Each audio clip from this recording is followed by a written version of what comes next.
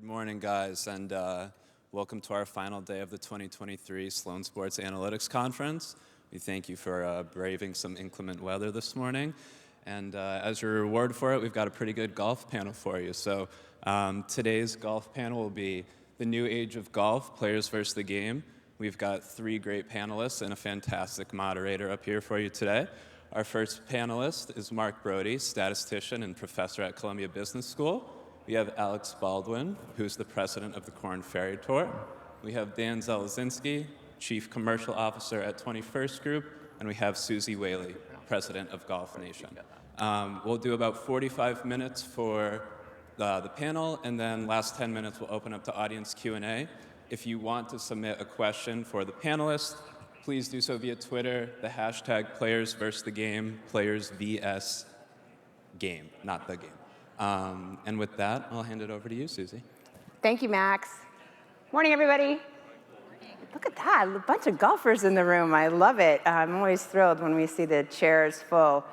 It's a pleasure to be here. I was at the conference last year as well, and I'm always enamored and amazed at how terrific these students are, what you're doing in stats, how you're helping sports evolve, how the new and startups are just crushing anything that's traditional in a very traditional sport.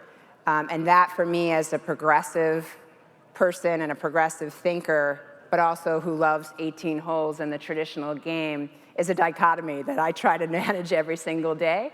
But I'm getting to the point of that. I think today, our hope is to share with you some of the metrics that we're actually tracking very closely now in the game of golf. I want to share with you that technology in the game is actually, for the sport itself, while we think we're slow to it, has not been that slow.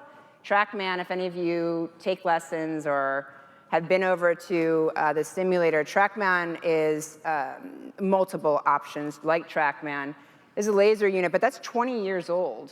And people don't realize how old TrackMan actually is, and obviously they've updated their software and analytics to be current and progressive as well. But what we'd like to talk about today is kind of showcasing to you the evolution of the sport, and I think Mark has been somebody that has completely changed the way the sport is looked at, talked about, tracked, from a player perspective, certainly. But as we look at, the conference has been heavily weighted in sports betting, as we look at what that looks like for the game of golf as well.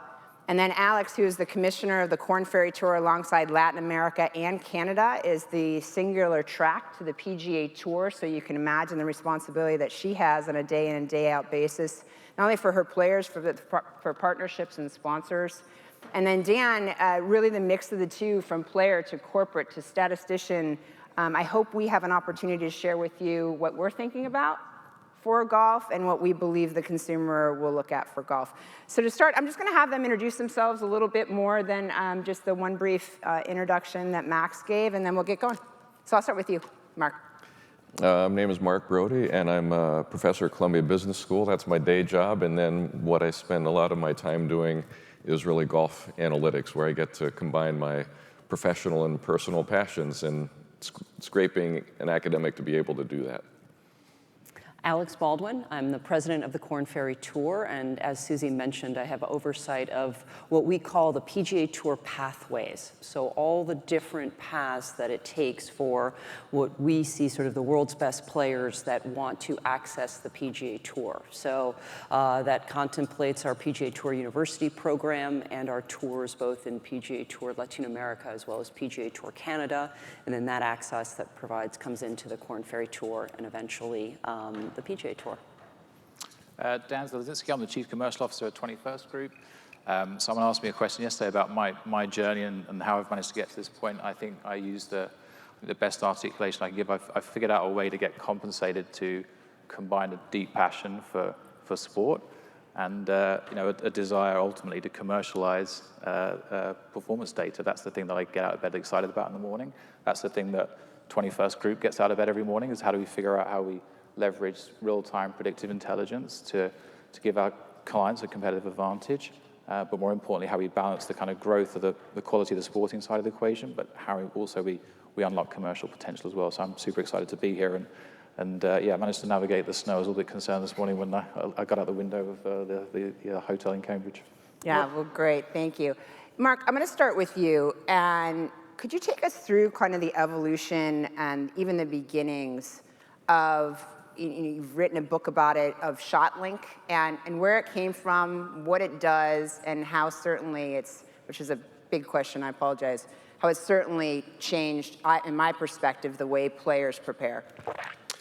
So the PGA Tour was kind of very farsighted in 2004, and they came up with a shot tracking system called ShotLink, where they record where every shot starts, where every shot finishes, for every player at every event. And that was just phenomenal in terms of analyzing the game, whereas in the decades prior, all you could do were counting things. How many fairways did you hit? How many putts did you take? And you can't learn very granular, detailed information from that kind of data. But when you have every shot, then you can analyze performance. And the metric I came up with, strokes gained, is measuring the quality of a shot. How much better or worse is it than a benchmark? And the benchmark would be a PGA Tour average shot. So if somebody hits a 300-yard drive down the middle of the fairway, you can think of them as gaining fractions of a stroke relative to an average shot. Or if they miss an 8-foot putt, they're losing fractions of a stroke relative to an average putt. And turns out it's not a new idea. If you take a look at soccer, expected goals, you take a look at football, expected points added, you take a look at baseball, expected runs added, it's all strokes gained in disguise. It's all performance relative to a benchmark, and how you do it in golf is a little bit different than these other sports, but it allows you to very finely measure a player's strengths and weaknesses. And I think of the use of data as having three buckets. One is measuring performance, is kind of the Moneyball idea. The other is in-game decision making. So, what kind of plays do you run? What kind of pitches do you throw in golf? It's, do you hit a driver or an iron off the tee? How aggressive or conservative do you want to be? And sort of a third bucket for data and analytics would be in improving performance. And that's where things like TrackMan, launch monitors, 3D biomechanical data can help players to improve. But with strokes gained, we finally learned that, well, drive for show, putt for dough is a famous expression. It's just not right. The best players in the world, you take a look at the top 10 in the official World Golf Rankings, they're the best ball strikers. They hit it far, they hit the iron shots close, and on the weeks they win, they putt well. So it's not that none of these matters. It gives you a better idea of the relative value of each of these different skills that go into golf. Can I add a point to just on top of it? So I add a fourth bucket. Mark is incredibly humble about the work that he's done, and has catapulted the three elements that he talked about. There's a fourth bucket which is true to us and what we do, which is the ability for that information to become currency for storytelling. And that storytelling is the ability to engage with fans, let them understand the differences between these players and their attributes, let fans celebrate just how damn good these folks are, because sometimes it's hard to comprehend. We kind of get, the senses get dumbed down when they're all that good. So the ability to kind of call out phenomenal shots and the storytelling potential, because ultimately, every one of us in this building today, we're at the mercy of the economics of sport. That's a function of how strong, the number of connections and the strength of those connections to fans. And what Mark has evolved is ultimately real currency that the sport's benefited. And yeah, so we've got a lot to be thankful from our side. So I just wanted to follow up with that. With a question I get, which of course I'm not the PGA Tour, don't work for them, not a spokesperson for them, but why did they create ShotLink and shot tracking in the first place? It wasn't to come up with better statistics. It was, as Dan said, to tell better stories. An announcer couldn't tell whether this was an 8-foot putt or a 12-foot putt when they're out in the fairway. Were they 170 yards or 190 yards? This would give putt distances accurate to an inch, off-green distances accurate to a foot, so they could tell much better stories. And this was before smartphones, and now you can follow players, and you can follow every shot on your mobile phone. And they had the foresight to do this before that technology was available. And I think one message is that once you start collecting data, you might not know all of the great uses that you can put it toward. And this just worked out very well. And I think golf has been far ahead of other sports in terms of using shot tracking data and TrackMan kind of data. That Ben Baldwin had, there's the book, The MVP Machine, where it's talking about data in baseball. And in this book, baseball was 10 years behind golf, or golf was 10 years ahead of baseball doing similar things. Well, I think I would add to that sort of just the magnitude and the impact that ShotLink has had, but just for everyone in the room, kind of thinking about operationally the execution of what ShotLink is and what it is in the context of a golf course. In a ballpark, in a basketball arena, you have one court, you have one ball. If you think about golf, okay, first of all, you have a country club or a municipal golf course that operates 51 weeks out of the year without a tournament. So there's an entire infrastructure that has to be built. I would add from a business perspective, our tournaments are nonprofits. They're basically small businesses, right? So we're bringing in an infrastructure across 18 holes where you have fields of 156 players, and at any one given second, you have 14 balls in the air at the exact same time. So to be able to cover that kind of, I think what is, an average golf course on the small side is about 160 acres, right? So to be able to cover that footprint with the technology needed to track and collect that data is also just a pretty significant feat, and operationally a high cost. Yeah, I mean, just for ShotLink alone, I think there's 300 volunteers on site at every event to actually manage ShotLink. They've tracked 20 million golf balls to date for that data. And as a commentator, I work for PGA Tour Live and ESPN and ESPN Plus. I'm here to tell you what you hear us saying, to Mark's point now. When I'm evaluating a shot, if you're standing there on the ground next to a player evaluating and trying to analyze and predict what they may possibly do, certainly I can't get in the player's head. The caddy is always the best scenario for you to listen to and hear, not me or anybody else that's on the ground, because the caddy is going to give you better insight than any of us can. But predictively now, I have ShotLink data straight in front of me. So if, for example, Colin Morikawa, who we know is the best iron player in the world, is outside of 172 yards, I can tell you exactly where he stands on tour from that shot in the moment that he's hitting it. And for golf, that's an incredible feat to be able to do that. So if you hear somebody say, oh, from here, he's second in the world, his strokes gained is plus 2.4 from here overall for the course of his career, it's an incredible opportunity for us to be able to give you access that perhaps you wouldn't have had before, or quite candidly, make an incredible error as a commentator and say, oh, I think he's going to hit this 20 feet, and they hit it 4 feet, and all of you in the room are like, oh, she doesn't know what she's talking about. He hit it 4 feet. So it's a lot easier, I think. ShotLink has made that nice for us. Alex, I'm going to go to you for a second. On your tours, you have 275 members from 22 countries. You've graduated 6 FedEx Cup champs, which is the year-ending season finale. 27 major champions have come off Korn Ferry. You have 600 PGA Tour wins, and 88% of the current tour come off the Korn Ferry Tour. And as you look at your player composition, and obviously that is something that you have to oversee and do, you're also responsible for being able to give them this pathway, week in and week out, at localities inclusive of corporate sponsorships, fans, and how that build-out even looks. Can you talk a little bit about how you analyze where you're going to go, the geo-targeting for your events, and how, as a business, are you actually running on a return, but also delivering this incredible pathway to players to be the best in the world? Yeah, there's quite a bit to it, certainly, as we think about the markets where we play and we think about sort of what the tournaments ultimately need to deliver, both as a business, but also as a competitive test. So just simply through the lens of the player, okay? One of our big metrics in terms of, yes, winning on the PGA Tour, playing well in major championships, collecting those season-ending awards, having, a Scottie Scheffler as the #1 player in the world, those are all really key metrics. But for me, our role is to prepare and to develop. So once our Korn Ferry Tour members, right, we award 30 cards at the end of our season, 26 tournaments for 30 PGA Tour cards. I always look at those those rookies, those guys that are first-time members on the PGA Tour, and at the end of the season, what is the staying power?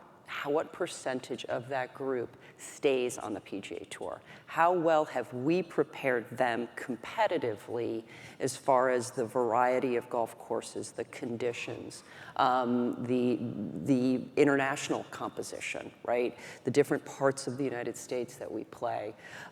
So as we think about our schedule and really balancing so many different factors, but how do the golf courses from week to week, I don't want them to play the same style of golf course 3-4 weeks in a row. We want to be able to create that variety so that they're tested in a way that once they do get to the PGA Tour, they can compete at the highest level.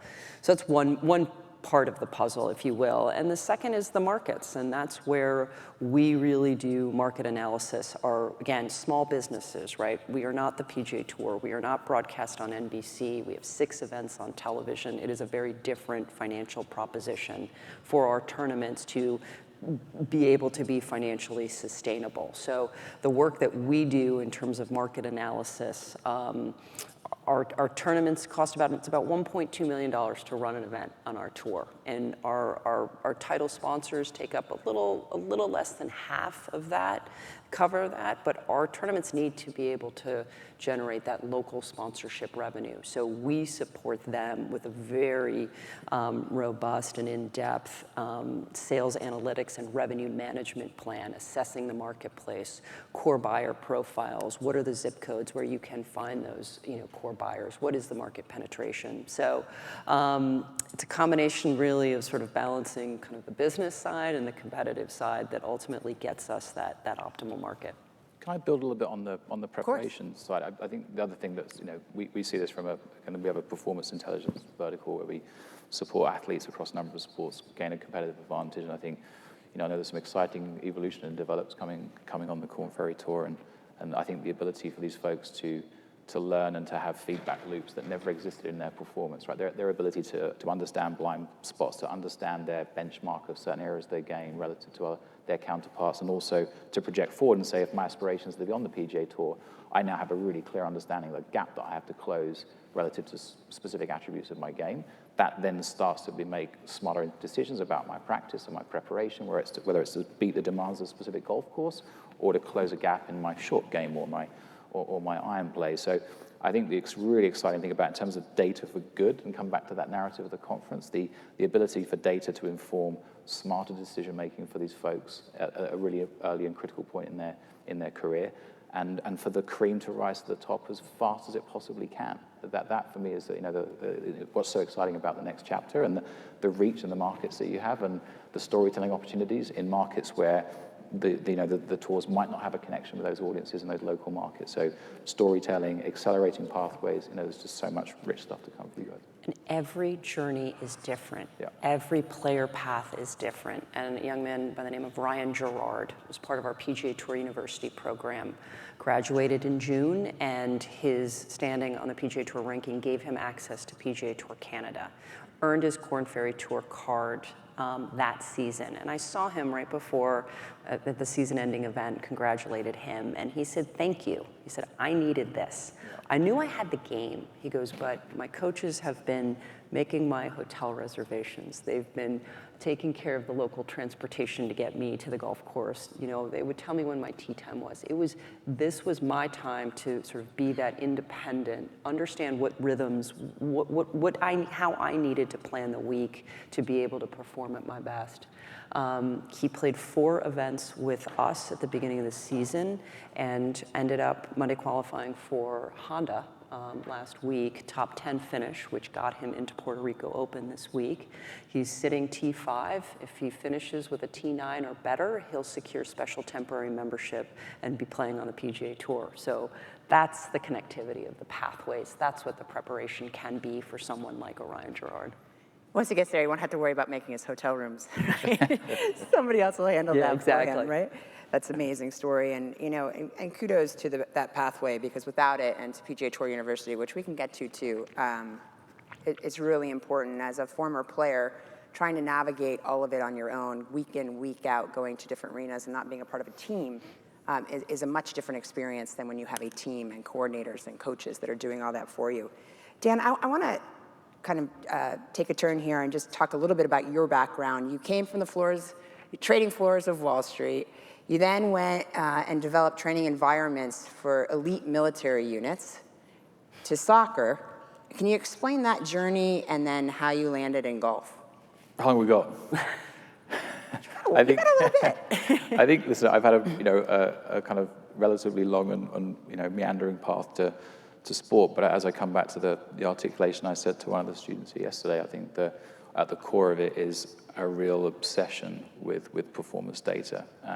In the first instance, it was in an applied setting, and getting to the so what. We can, I think sport, like every other industry, is very guilty of technology permits us to collect data, so let's just do more of it, and more is better. And there was real, I think, challenges around, well, let's extract some meaning and insight that can be actioned off the back of it. So the first, chunk of my career was focused on drawing actionable insights out of frankly performance data that was being deployed in, like I say, in financial services, and I was very privileged to be involved in some pretty incredible programs.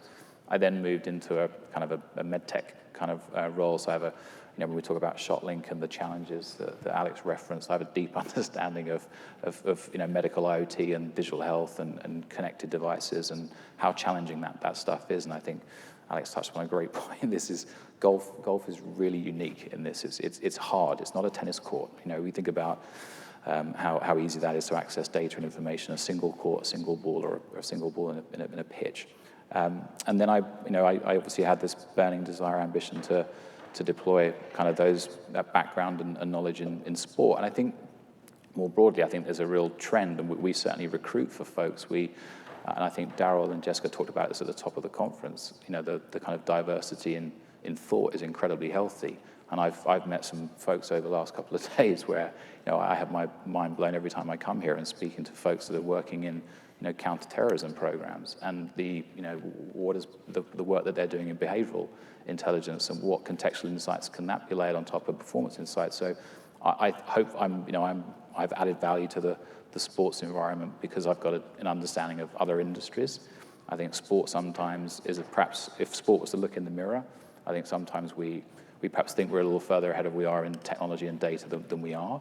So if we can swallow a little bit of pride and look left to financial services and look right to healthcare, you've got sensing technology and connected devices. You've got predictive information that's been leveraged for forever.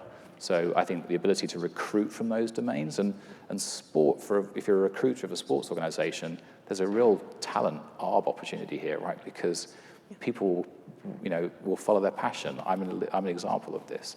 And perhaps people are willing to work in sport, leverage all this incredible background and know-how and IP from other industries that have been frankly fueled by much bigger budgets. The defense budget is pretty significant, and therefore technology comes out of that. We talked about TrackMan. That's fundamental. That's military radar technology where that was born from, right? So sport, I think, if sport just stops for a moment every now and again and pauses for breath and looks left and looks right and go, what does this look like in best in class in talent?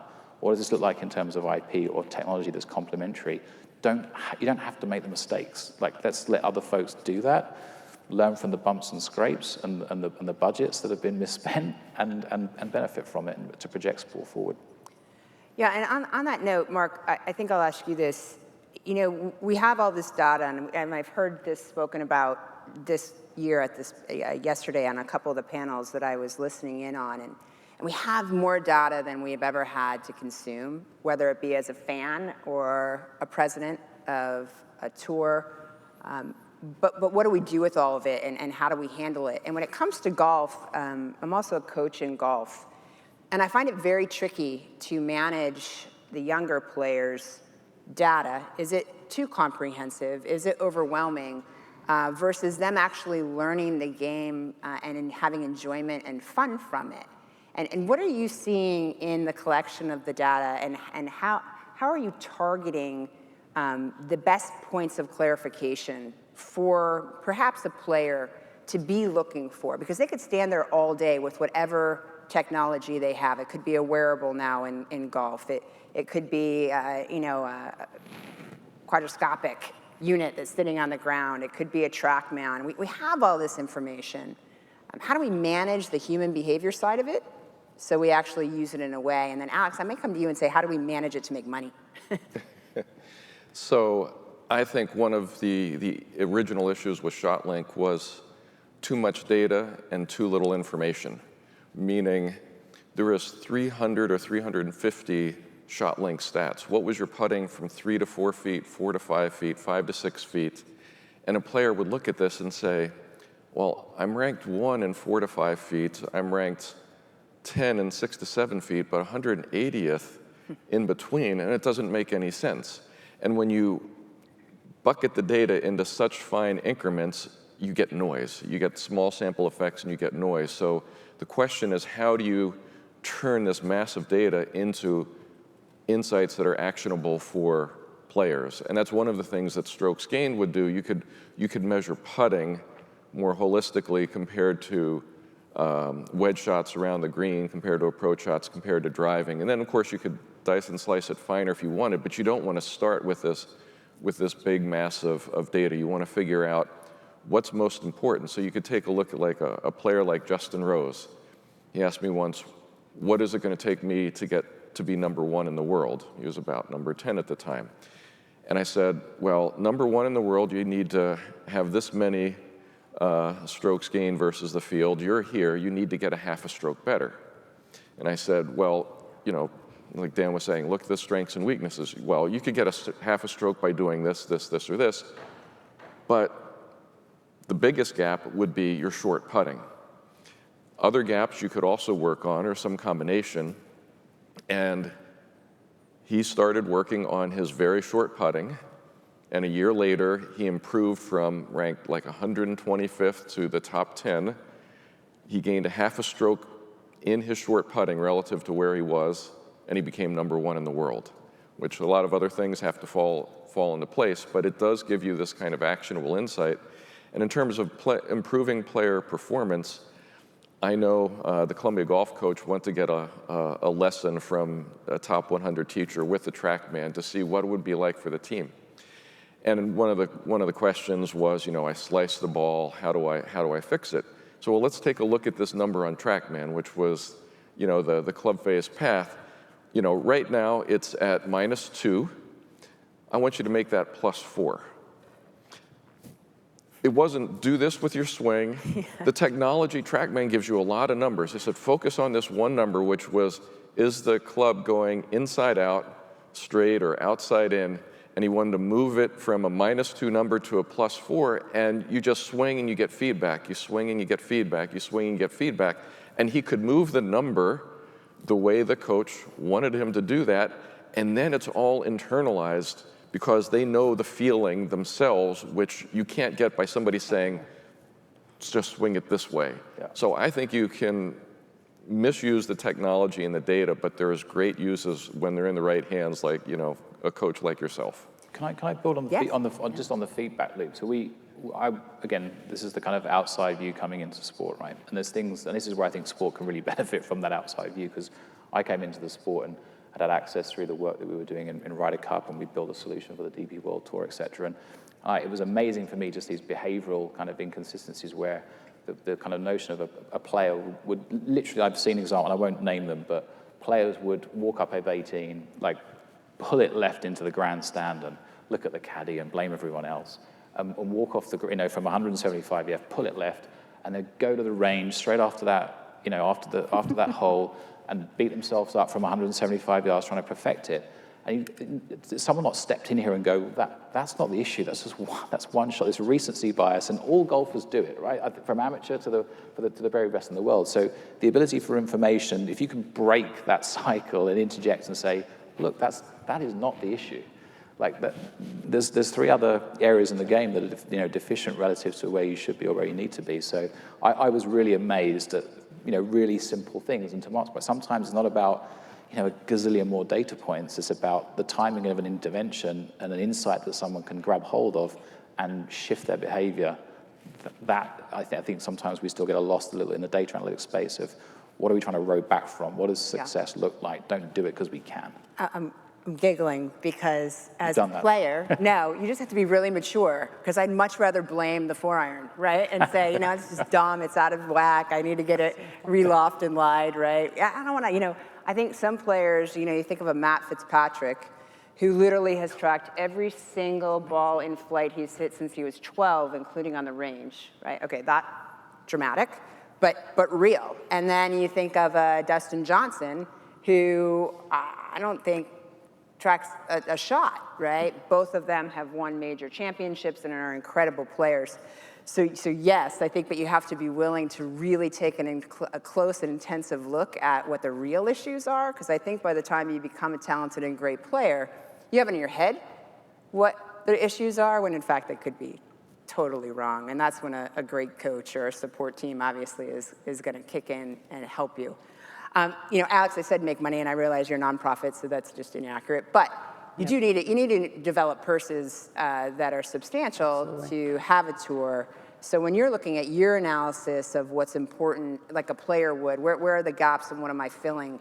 Are there certain areas that your team is specifically targeting because of data, or is it an overall 360? Definitely the local revenue piece is absolutely critical from our tournament perspective, but I would say another big marker for us is title sponsorship. So it comes down to content. It comes down to telling, we talk about telling great stories, taking this data, taking these profiles, and building a really complete picture of these players. And what's fun is we have the ability to tell kind of the golf fan who Will Zalatoris is before he's Will Zalatoris, right? Who Max Homa is before he's Max Homa. Max had 2 different stints with the Korn Ferry Tour that really, really gutted it out in 2018 to get his card at our season-ending event and to ultimately have an extraordinary 2018 season on the PGA Tour, 2019 season on the PGA Tour.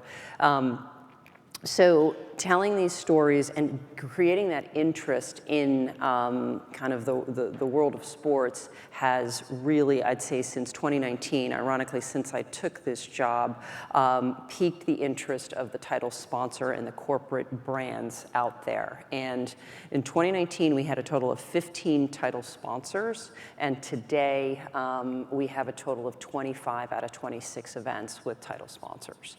So bringing those brands into this sport is critical to the overall health of our tournaments to be able to contribute to our purse growth and also the operation of those events. But that is really a big part of our business model and something where we do use a lot of that data analytics. And I don't know if everybody's aware of this, but the PGA Tour is the only tour with ShotLink.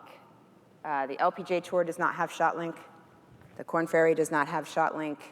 The Latin America and Canada do not have ShotLink because it's very expensive. It's on trailers to move from site to site to site.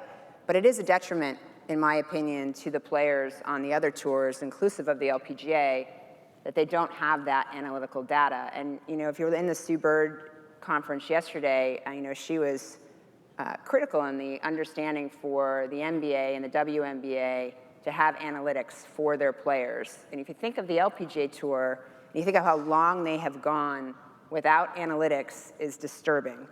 However, Dan, I know that you had the opportunity to work on that. It's not ShotLink. It's not as precise as ShotLink, but thankfully the LPGA now has something thanks to KPMG. So maybe you could share that. It is surprising and shocking on many levels, and fundamentally, if you think about, go back to the starting point of this, which is the kind of cold, hard economics of this. You've got to grow the quality of the sporting product to drive commercial revenue. So why stick a glass ceiling on top of players if you don't enable them to better understand their game, elevate their performance, and compete on the best stage? So that's the starting point. And so there's a very strong business case, right? So we are where we are, but it was, KPMG have a long-standing association with the LPGA, the sponsor of the PGA Championship. That now they've had the association there for some time, and they deserve a huge amount of credit because these folks have leaned in with not insignificant budgets to take the first but relative pretty quantum step in terms of where these players have been. It is serving players. It's well received by the players because they now feel essentially unlocked in order to better understand their performance and prepare week to week. The broadcast partners are obviously much happier, and to Mark's point with ShotLink, the genesis of ShotLink was to serve the big broadcast partners, clients of the tours, to give them more value. So broadcasters are deriving more value. The live talent's got more narrative to call out on the tour and to celebrate again, to celebrate how good these players are, because I'm pretty sick and tired of being around golf clubs, and candidly, I've seen numerous, and I've called them out. If I see another scratch, a male scratch golfer, tell me how they could compete on the LPGA Tour, like, give me a break. And so, but I think it's the absence. It's the absence of. I couldn't quite hear you. Where's the camera? But it's true, and I think at the heart of this is, again, it comes back to storytelling. If we don't have the ability to leverage credible information in order to communicate just how good they are. And I love the fact now that we're in a situation, I have a 10-year-old daughter, she's getting into the game, we're touching new audiences. I love the fact, the conversation now, why has it taken until 2021 to 22 to have a conversation which is, who's the best male putter on the planet from 20 feet? Who's the best female putter on the planet from 20 feet? Let's just have a conversation about the best putter on the planet, right? So I think KPMG have they've leaned in, they deserve a lot of credit, they run an incredible program, they host a big conference aligned with the PGA, and they deserve a huge amount of credit, and lots of folks are benefiting from it, all area from the players and the broadcast to narrative creation and to fans, and so hopefully it's the first step. And I know that there's technologies and there's a lot of sharing. Yeah, and I'd say the great news is we are working on a ShotLink product called ShotLink Select that is a solution for Korn Ferry Tour, would absolutely be a solution for the LPGA Tour. And essentially, you talked about trucks. It takes all of that heavy infrastructure, and thanks to our partners at AWS, creates a cloud-based system and creates a GPS wearable tracking device that every player in the field would wear, and allows us to track ball at rest data and ultimately be able to have a similar output in terms of a ShotLink product for fans, for our players, for manufacturers, right? So as they're supporting their players. So excited about that development, and we've been testing. We tested for the entire half of last year. We've got 2 more test tournaments coming up at the end of March, and then I'm hopeful we'll be able to launch our product in April, and I know the intent is absolutely to make it available across other tours. Yeah, Mark, when we go back to strokes gained and ShotLink, can you talk a little bit about the data files collected? Because I think it's important to remind ourselves that when you're tracking data in golf, it's not a flat surface. Nothing is flat. You're outside. You're never inside, other than if you're in a simulator playing in a tournament, which that is the case now. You can go do that. But if you were outside playing in a tournament, so you have wind conditions, which obviously other sport do as well, but you have them from a 360 directional opportunity during the entire telecast. So if you're in a football stadium, as the wind shifts, of course, the wind direction can change based on the climate of that day. But if you think about a golf course, the golf course runs north-south, east-west, and runs cross for every single hole that's out there. So your wind conditions are changing per shot, as is the turf. So geography matters when you play the game. You have different grass conditions around the world, and you have different grass conditions from locality to locality. You could go from playing a bent green golf course to Bermuda to, there's just too many to list, Rye. So, at the end of the day, what is being collected and why? And then maybe we can talk a little bit about why that matters when it comes to revenue generation as far as betting is concerned. Sure. So you get not only where a shot starts and where it finishes, but you get the elevation information. So you get X, Y, Z information, and you can marry that with a map of the hole. So you know where the fairway is, where the bunkers are, but you also know the contours of the fairway. And if a drive hits into an upslope, it's not going to roll as far. If it hits onto a downslope, it could get 20, 30 extra yards of roll. So the contours of the hole matter, and certainly the contours on the green matter for putts. So it's a lot easier to sink an 8-foot straight uphill putt. But if you're on a very slopey green, which you can get from the ShotLink data, you can measure in a more refined way the difficulty of putts. Are players better on left to right breaking putts than right to left breaking putts?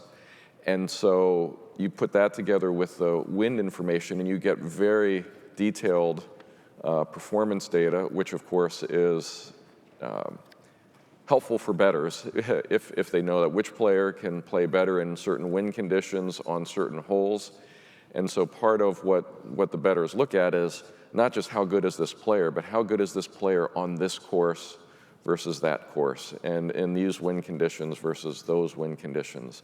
So what we look at is storytelling, and for coaching, understanding player performance, also bettors are looking at that information to try and make better predictions about who's going to win or come in the top 10. And I'll give you a little tip. If you're confused about who plays better on what green surface, and if they've had a good week but normally don't, look where they grew up. Most of the time, analytically, we're way better on the turfs that we grew up on than the turfs that we've moved to in an adult later stage in our lives. So just a little betting tip for you. Right. I've got some live questions too, and I want to make sure to get to those. And it's for any of you, but this one's probably more for Alex. What are the ways in which the tours are looking to improve the in-person fan experience? You know, I think it's such a unique opportunity. There's so much happening at our events. And what I do love about our tournaments is that they do kind of represent and reflect the communities where they are. You know, no two tournaments are alike.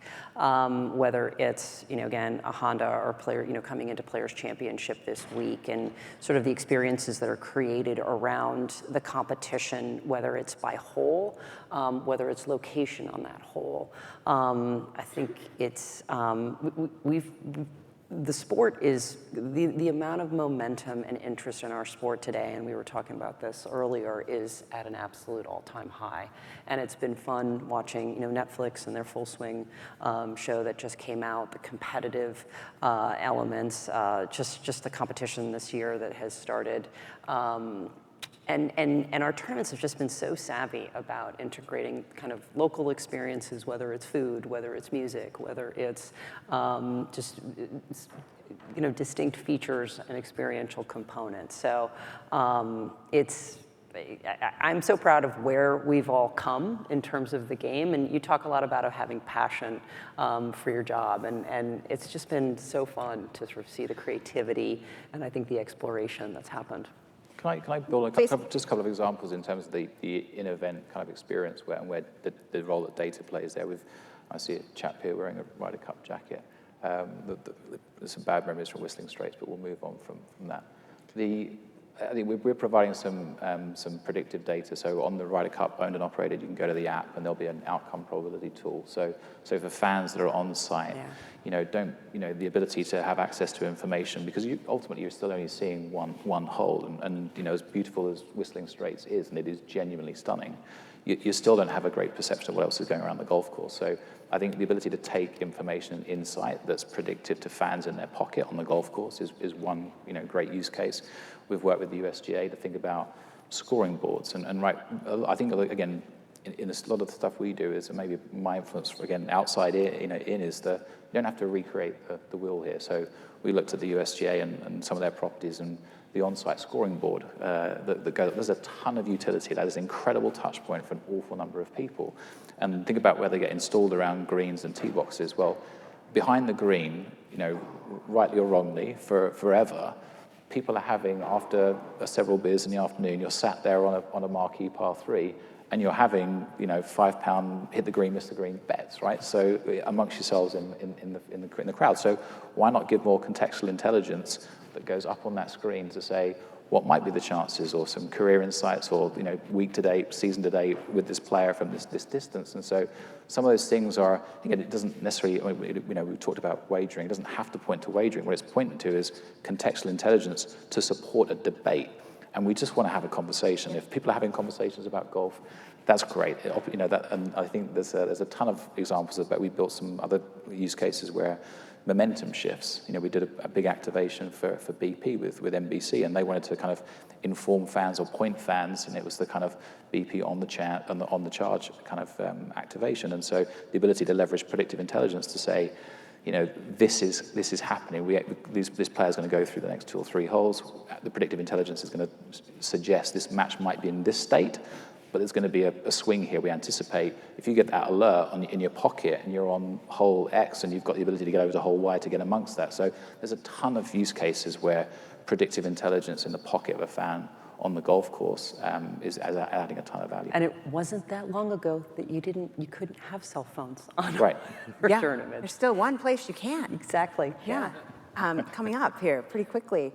It's funny because when you were saying that about the scoreboards, I think it's amazing as a fan experience. As a player, there's nothing worse than looking up and seeing that you have an 8% chance of making this score. We were very I'm selective. just here to tell you that the players aren't necessarily loving that predictive analysis that's making the fans happier and better, unless they're a player that's like, okay, I'm going to show them, I'm going to do the 92% at this point. But I think too, when you think about golf and you think about gamification of the game itself, I was having a conversation with a gentleman that is the chief commercial officer yesterday for the PGA of America, and the Ryder Cup is obviously coming up in Italy. And you think about how we can create this better fan experience. So certainly we have ball tracking now, which now when I don't have it and I'm watching, I'm annoyed. So I love that. I love the apex, the height of the golf ball. I love launch angle data. I love ball speed data. For any of you that love the game and are really avid golfers, that's data points that you're probably like, oh, what's my ball speed versus their ball speed? It gives you a really nice comparison. But I think it'll be interesting over time what those analytics continue to be that we show to the fan based on consumer engagement for those properties that the telecast is actually showcasing. But if you think about a Ryder Cup, you think about a major championship, which we have the biggest fan engagement and most eyeballs typically in media. You think about how can we create the opportunity for more people to be on the rope line, right? And if you think about what Microsoft was doing here this week, and you think about AR, and you think about the opportunity for somebody to actually be in the moment on the first tee at the Ryder Cup, but not at the Ryder Cup because they can't get a ticket or they can't go there. I think that technology, for somebody here in the audience to realize that we don't do that in golf. We don't give the fan an experience at Waste Management, for example. We can all watch it on TV if we're not in Phoenix wanting to enjoy it. But why in the world can't we really be there, not really be there, right, in reality? So I think we have so much room to create this greater fan experience. And when you talk about juniors, we had a little conversation, the VIP. Right now, what's exciting about the game of golf is our largest growing segment is juniors, and our largest growing segment after that is women. And when you look at fan engagement in 10 years' time, I think all tours, I think all media outlets will start to acknowledge the fact that the game is going to look very different than it does today, the participants and the fan base. And right now, 38% of junior golfers are girls. And that number is incredible for the game of golf. And you think about that and how that's going to change the mindset of corporate brands, of revenue generation, and fan enhancement as we go forward. And 25% of that total number of juniors are those that identify as non-white. 25% in the game of golf is not even close to where it needs to be, but a huge leap. So I think as companies like yours, Dan, move into the future, how do you see yourself addressing that as we go? And it's for anybody, really. And what moves should analytics, data, and those that are in the audience looking to be entrepreneurs take advantage of that data? Yeah, I've got a couple of minutes. There's a lot to unpack. We talked about this before we were around the back. I'm incredibly bullish about the future of golf. I think the golf right now is a once-in-a-generational kind of moment in time to basically secure its future and lock it down and make it thrive for the next 50 years. So I think there's a lot to be excited about. We can talk about, there's a fragmentation at the top of the game. That's another panel conversation entirely. But there is so much to get excited about. The front pages, the back pages of the press. It's on Netflix. My kids are great. I have a wonderful focus group in the form of 4 kids, right, aged between 13 and 6. And if I think about the way that they're interacting with the game, this is the future, and we as an industry have to make sure that we're thinking about their needs, not necessarily mine. I'm always going to pitch up in the broadcast and consume it. So I'm super excited about what golf has to, has ahead of it. Let me give you one example of where kind of the intersection of what we can do with data today and how we're making it kind of more relevant to a more youthful audience. So Sky Sports is a long-time partner of ours back in the UK. And to your point about the kind of, we all love the trace, right, in the broadcast. It gives us context that we've never had, because unless you've got incredible eyesight and can pick it, it's difficult. So having that trace gives you great context. My challenge to those folks was knowing that your commercial and audience objectives are to reach different audiences, more diverse audiences, more youthful audiences, is giving them a ton of information in the broadcast about launch monitor characteristics the best way to engage those folks? Probably not. So we went through a journey to say, well, again, let's row back from the ultimate audience and commercial objectives. What are you seeking to achieve? How do we plug the gap from a technology perspective? So we take in radar data, launch monitor data, and ironically, as always, there's a whole bunch of complexity into create a really simple output in the graphic. So we process 10,000 simulations. We get 15 endpoints in. We process 10,000 simulations. We get a 0 to 100 score back into a graphic in less than 2 seconds before the ball hits apex. And all it's seeking to do, that 0 to 100 score, my 6-year-old, it fills my heart with joy when he yells when Rory McIlroy cracks 99 on the strike meter. He gets it. He doesn't get apex at 97 feet. Doesn't relate to it. Right. And the kind of use of data and how we democratize data in golf, the next step of that is to engage the next generation in something that's gamified. These are things they're seeing in FIFA. These are things they're seeing in things that they're touching and feeling and using in their everyday lives. The next step for the conversation with little Eddie, who sees a 99, the obvious next question is, what do you think your score is? What do you think my score is? Well, let's go find out. So taking that type of insight, sometimes less is more. And I think for that generation, we've got to be mindful about, you and I want all of that deep dive statistics. Sure. So how do you reconcile those two things? And digital is the answer, right? Linear is we're gonna have to push stuff down the tube. The digital space where you've got the creativity to say, personalize my experience, your experience is probably the same. I want to know what the apex is. I want to know the Z coordinate of a putt, to know that all putts from 8 feet aren't created equal. I want to know that. Does Eddie, age 6, he doesn't give a damn about that stuff, right? He wants the smoke and the second spectrum and the fireworks and everything else going off. So I think digital is a super exciting, space where we can start as consumers to have a really personalized experience. Yeah, thanks for that, Dan. And there was a question here about, where do we think the tours are going to go with interviewing players during their actual round as a fan enhancement and a fan experience. Mark, I thought you had an interesting take on the collegiate level, and then we'll get back to that if we have time, about the viewing experience and how we could build these stories. Can you share that about televising at kind of like March Madness? There are some great moments with Max Homa, with Tom Kim doing the interviews with the broadcaster while they're playing a hole, and the caddy player conversation. But I think in terms of storytelling, it would be great if NCAA golf had as much viewership or a fraction of the viewership as March Madness, because then fans are invested with schools and they become invested with the players from those schools. They then see them graduate through the PGA Tour university program to the Korn Ferry Tour, Canadian Tour, Latin American Tour. And now the fans don't see somebody pop up at the Ryder Cup years later. They're invested in the entire story of this player's experience. And you gave a couple of great examples of that. And one place where I see data coming in is it would be great if you had shot tracking information down to the collegiate level and even the high school level, because college coaches want to recruit the right players, and then you want to have the right players in college move on to the Korn Ferry Tour and then the PGA Tour. So a question for the audience is, how do you make that kind of data accessible to everybody? And in terms of growing the game, I think what, Susie, you've done with the PGA of America, the PGA Junior League, other initiatives like Top Golf are really expanding the game both at the young level and the fun level. Yeah, it's funny. So go ahead. I was going to build on the PGA Tour University. I mean, if in launching that program in 2020, it was the first time in over 50 years that we established a direct connection between the professional game and the NCAA game, right? And had that official pathway.